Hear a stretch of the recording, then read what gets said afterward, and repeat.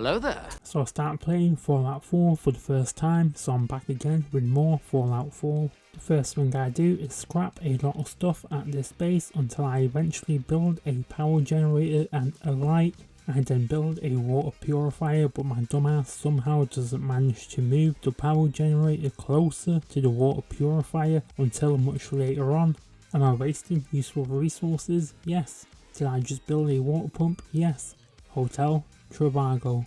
I then destroy an entire wrecked house and build something else, I guess. I don't know if I'm going to turn this into an actual house later or not.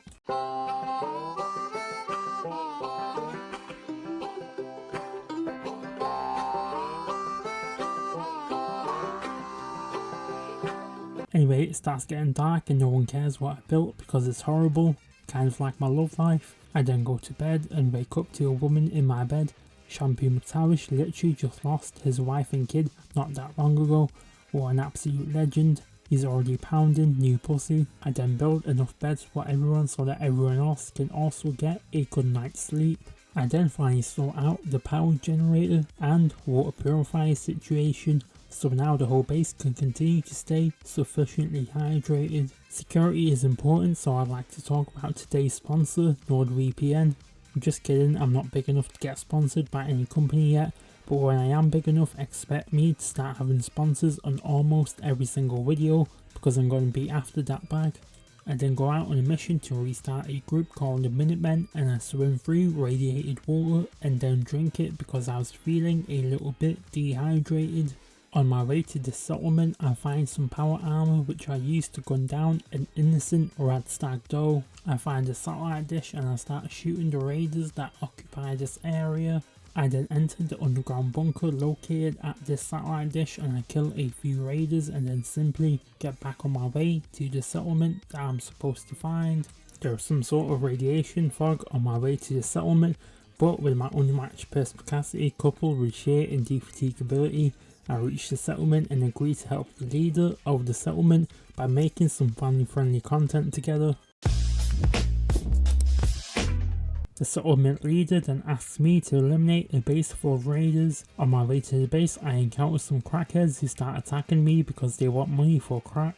I proceed to commit what I did back in 2017, which is a mass shooting on some homeless people. I encounter a few more crackheads just as I enter the city that the raiders base is at. Yet again, I reenact my 2017 homeless mass shooting on these crackheads.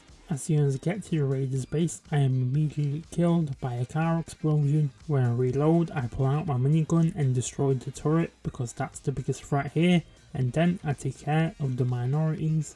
I get into the raiders base and start sneaking around like a sneaky stepdad trying to get into his stepdaughter's room. I kill some raiders that spot me, and then later an all-out gunfight between me and a bunch of raiders begins. I also finally figure out how to do that special shooting thing that I've seen some YouTubers do when playing Fallout 4. I then penetrate this raider base even deeper until I am eventually killed like an innocent black man minding his own business until the police show up. I am then killed by the raiders a few more times until I eventually make the wise decision to finally wear armor instead of running around in my underwear.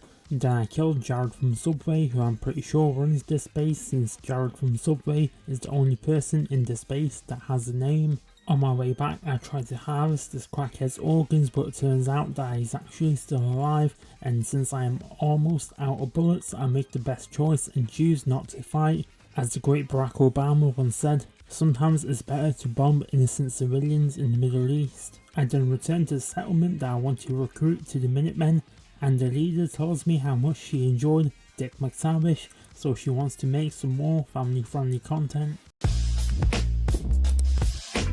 On my way back home, I encounter some wild mongrels, so I fight these wild mongrels to show them what a true alpha specimen looks like. When I get home, Preston Garvey tells me more about the Minutemen and how he is the last surviving Minuteman, and then he proceeds to promote me to the General of the Minutemen. Putting your complete faith in strangers sure is one way to get through life, but not recommended. Shampoo McTavish then wakes his bitch up and tells her to get on her knees because Daddy McTavish deserves it.